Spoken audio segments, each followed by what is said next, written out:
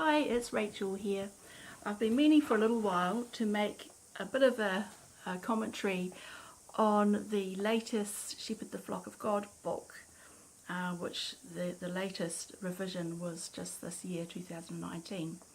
And I've actually made a copy of the entire chapter 14, which is dedicated to child abuse. So I guess this is a big improvement on what they used to have in the previous Shepherd the Flock book. And I'd like to think that they've actually revised this book as a result of the Australian Royal Commission, where it became quite evident how higgledy-piggledy all the information about child sexual abuse was. There were instructions in the Shepherd the Flock of God book, and then numerous letters to the bodies of elders which updated parts of that book, like they were directed to cross out certain sentences and add footnotes and references to the letters. It was just all over the place, and I think the commissioner and Angus Stewart, who was the lead counsel for the commission when it came to case study 29, the Jehovah's Witnesses, they found it very frustrating that the documentation was all over the place, and it would be very surprising if any elders actually followed the same instruction, because it was just so hard to follow. So this chapter in the book probably brings together all those letters to the bodies of elders, and there's a lot more information in this chapter, a lot more instruction, which is a good thing. It doesn't really add anything new, but it does bring the information together. So anyway, one of the things that I have found quite interesting in reading what the organisation puts out about child sexual abuse is they acknowledge that it is a crime, but only in a legal sense. When it comes to describing what child sexual abuse is, scripturally they just describe it as a gross sin. And just in the second page of the stuff here, it says child sexual abuse is a perversion. From the Bible standpoint, it's a gross sin. They describe it as a repugnant act. But they seem quite careful not to refer to it as a crime from the standpoint of the scriptures, which is kind of weird, because you'd think,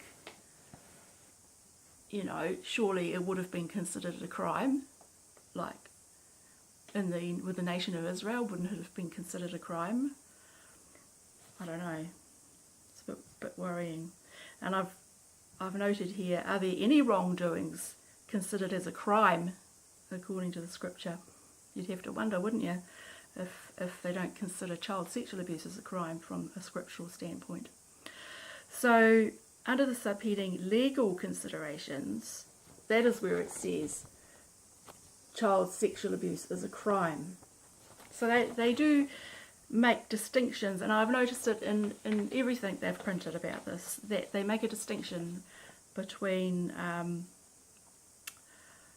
they say that child abuse is a crime legally, but what about morally and ethically,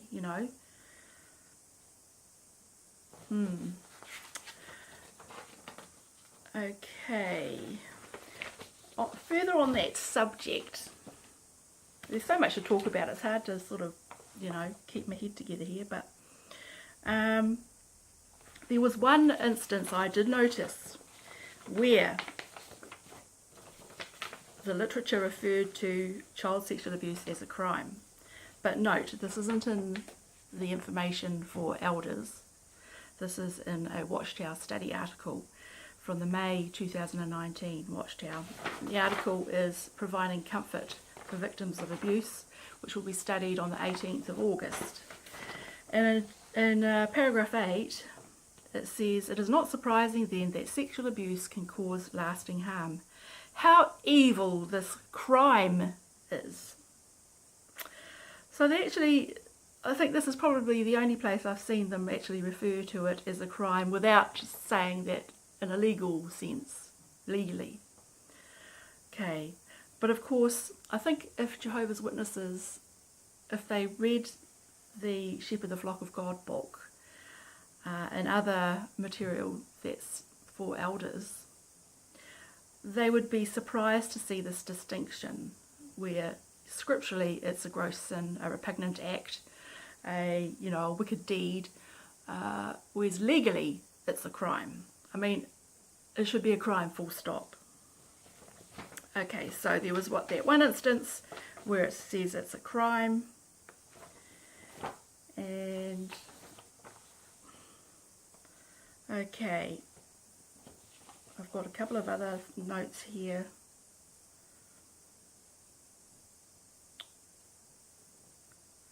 I'll read this one first. This is from the article Love and Justice in the Face of Wickedness. This will be studied on the 11th of August. And it asks in paragraph 13, do elders comply with secular laws about reporting an allegation of child abuse to the secular authorities?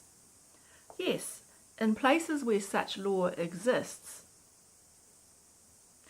elders endeavour to comply with secular laws about reporting allegations of abuse. So when they learn of an allegation, elders immediately seek direction on how they can comply with laws about reporting it.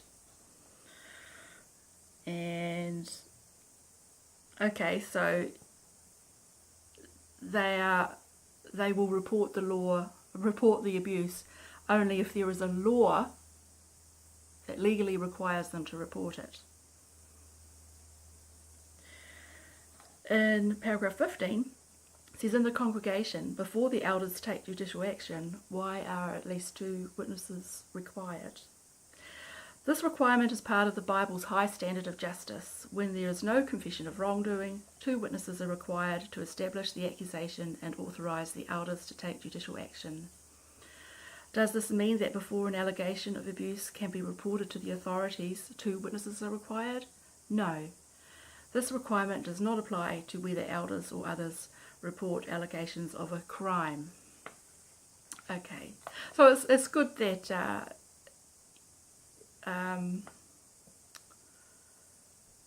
the brothers and sisters understand that that as a crime they have every right to report it to the authorities and they do not require 2 witnesses. But I don't think when the elders hear of an allegation of child sexual abuse, they are required to ring the legal department immediately. And the legal department will tell them whether or not to report the allegation to the authorities. And unless that the law of that land requires them legally to report, then they won't instruct the elders to report. And there may be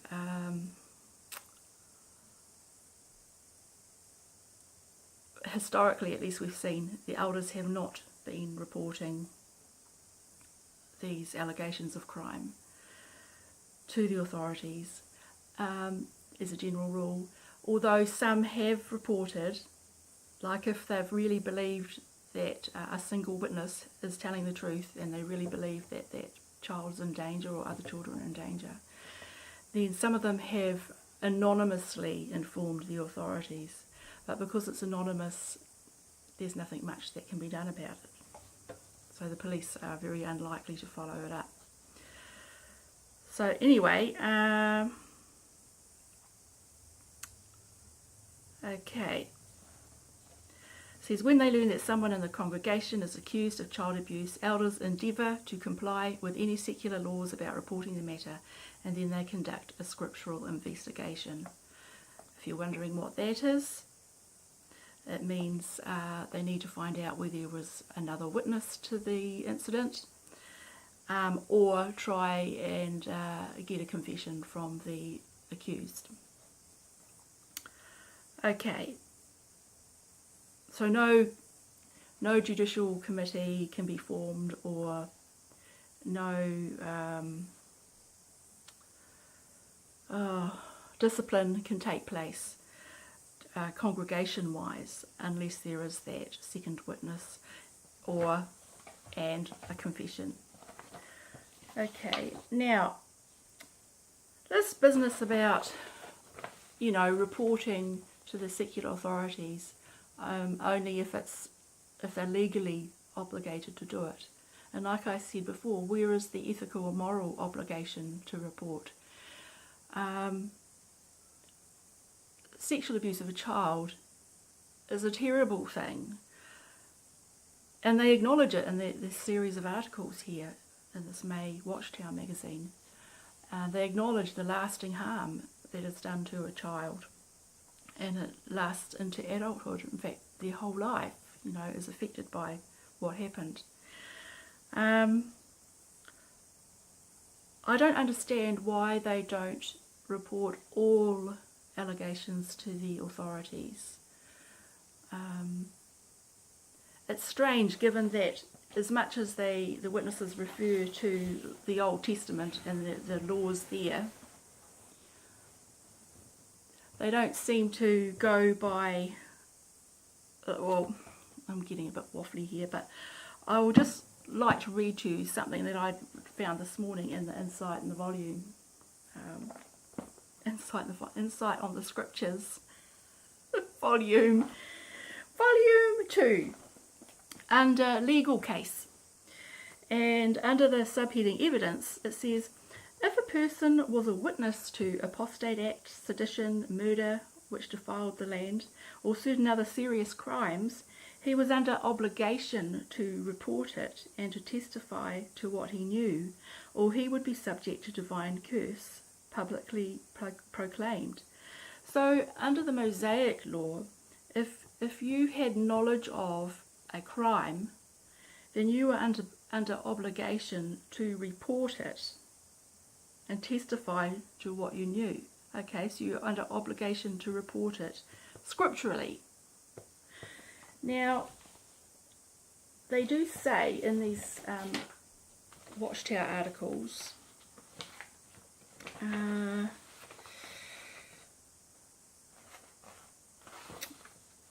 it says here, this is the article Love and Justice in the Christian Congregation, which will be studied on the 4th of August. Paragraph 23, it says, what is the role of elders in handling cases of serious wrongdoing? Their role is different from that of judges and elders under the law that God gave Israel. Under that law, appointed men handled not only spiritual matters, but also civil and criminal cases. But under the law of the Christ, the elders' role is to handle the spiritual aspects of the wrongdoing. They recognise that the secular authorities have the God-given responsibility to handle civil and criminal cases.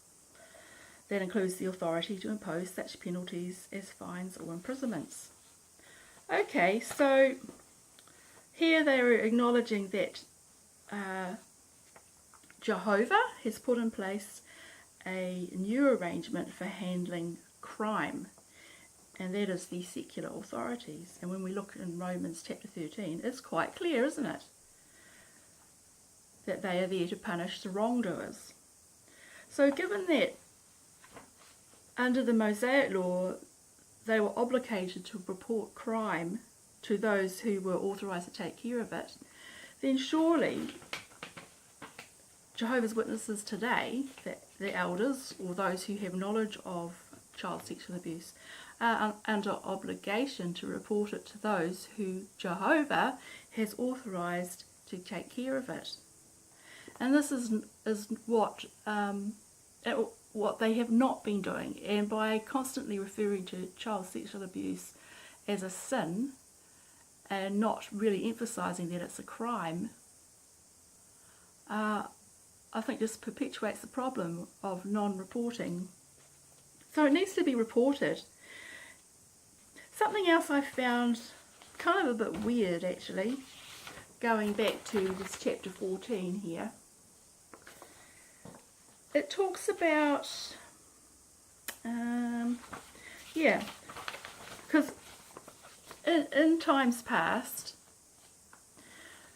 many of those who have experienced child sexual abuse and have gone to their parents, and then the elders will want to talk to them, and some of them have been required to meet with the one who abused them, along with the brothers, the elders,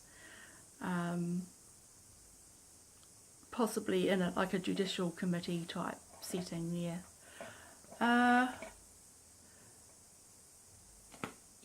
Yeah, and it's in some cases the accused has even been able to question the one accusing them, which is terrible, isn't it? In time, a letter to the body of elders was sent that told elders that the child did not have to make the accusation in the presence of the accused any longer, and in fact they could even make it by writing or long distance. So they weren't required to meet face to face with him. And now that, of course, is in writing in the Sheep of the Flock of God book, so that's a good thing. However, it's kind of weird that it says, oh, where are we?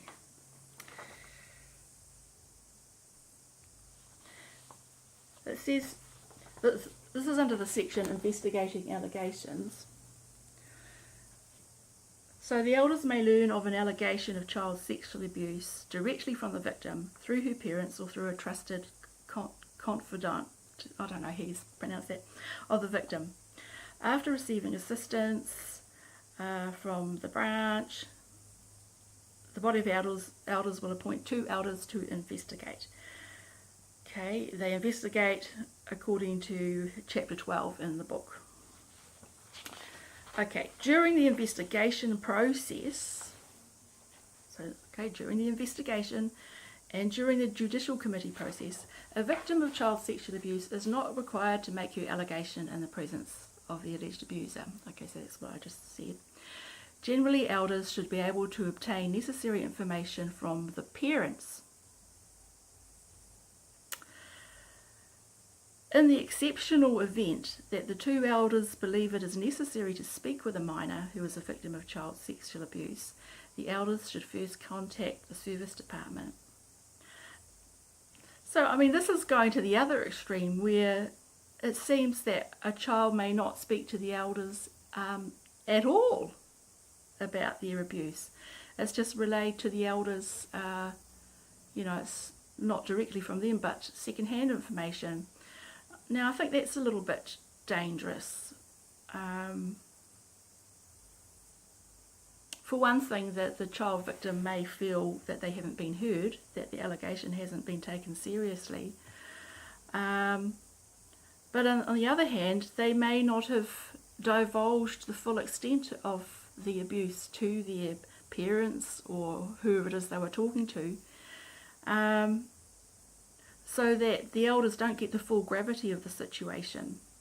I mean, this is where it's really important that allegations are referred to the authorities so that trained people can carry out what's called a forensic interview of the child, and they can determine whether the child has been truthful, whether they actually have been abused, because that's, if the child is the primary concern, the welfare of the child, then it needs to be established whether they were abused or not. So forensic interviewers are specially trained in a way of questioning children, and they in an objective way, so as not to lead them. People in the congregation don't have training in this. The elders don't have any training in forensic interview. And if they're not even going to talk to the child, it says in the exceptional event that it's necessary to speak with them. So, to me, it's absolute craziness. They need to be reporting these allegations to the right people who can do the right kind of investigation and determine whether the child has been abused, and then do something about helping the child. So, getting on to helping the child, one of the Watchtower study articles goes into that. I've got 3 of them here, trying to find the right one. This one, providing comfort for victims of abuse, talks about comfort. What they need is justice, not just comfort. Okay, it points out here, why is comfort needed? We must first realise that children are very different from adults. A child is often affected in ways that are quite different from the ways that an adult might be affected by mistreatment. That's true. And it's talking about abuse that happens in the home by perhaps a parent. Breaking a child's trust in this way can make it hard for that child to trust others, even years later. The next paragraph says, abuse can badly distort their view of sex, of themselves, or of anyone who seeks to be close to them. Very oddly, that paragraph, paragraph 6, also said this, which I thought was a bit weird. Subjecting children to sexual acts many years before they are physically, emotionally, or mentally ready for sex within marriage can do great harm. Don't you find that a bit weird? It's not so much the sexual act that's a problem, is it? It's the manipulation, the abuse of power over a young, vulnerable person, the manipulation of them mentally, psychologically, the grooming of them. It's not so much the physical act is bad enough, but it's all that other stuff that goes with it that causes great harm. Very peculiar statement to make in here. It kind of really makes you worry about the men who write these articles. What kind of men are they and how do they think? Okay, so says who can provide comfort. So I'm heading down here. It goes on to talk about are elders the only ones to give comfort?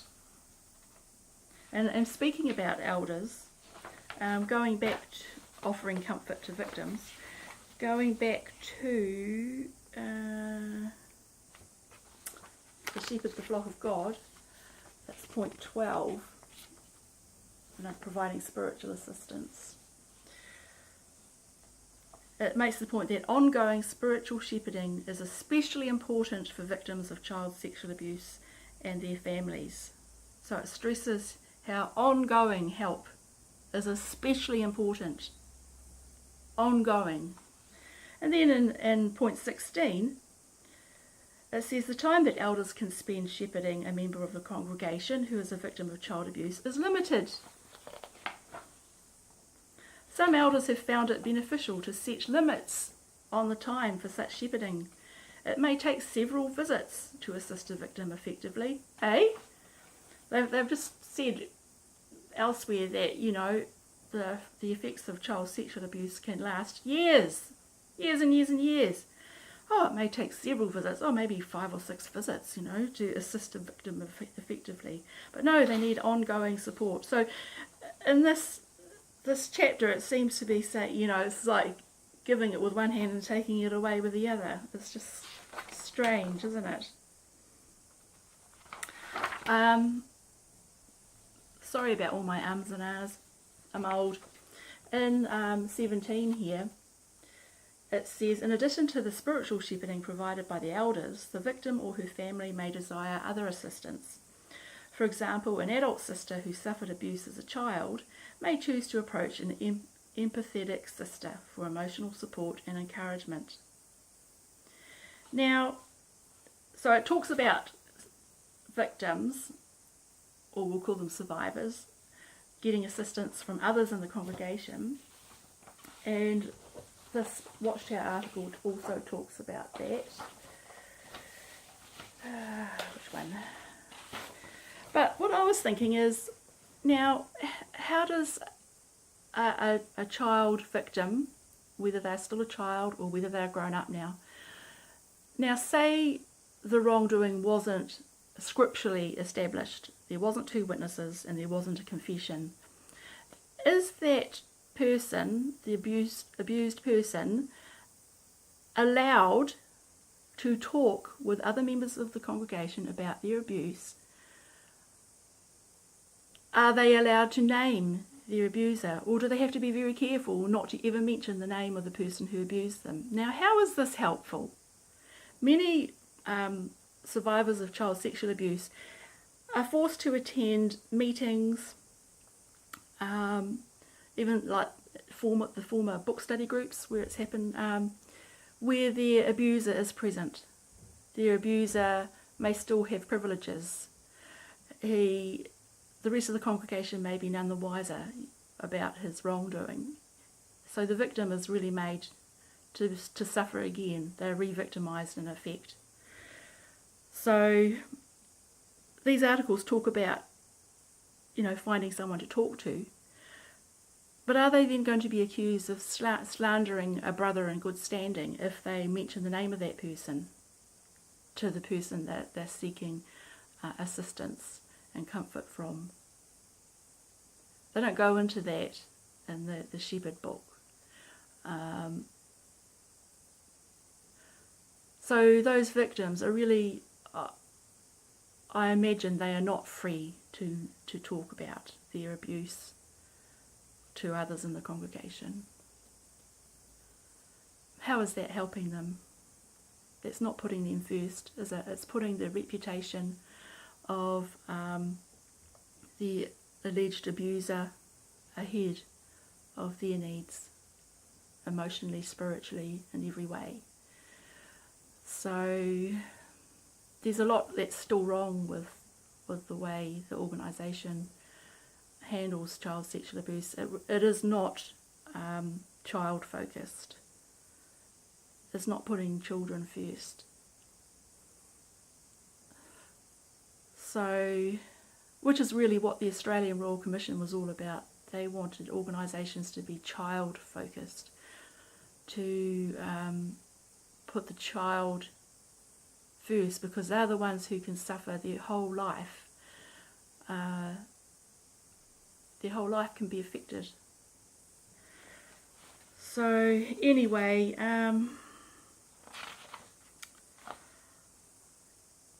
it's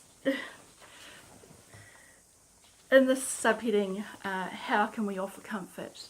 So talking to fellow Christians who might be able to assist someone who has been abused. It says offer practical help. If we feel uncomfortable discussing very personal or painful subjects, perhaps we can still give such practical help, like, for example, bringing a meal. That's what it said. So it talks about, if that person feels uncomfortable, then they wouldn't discuss personal things with that victim. But then, a couple of subheadings down, it says, be a good listener.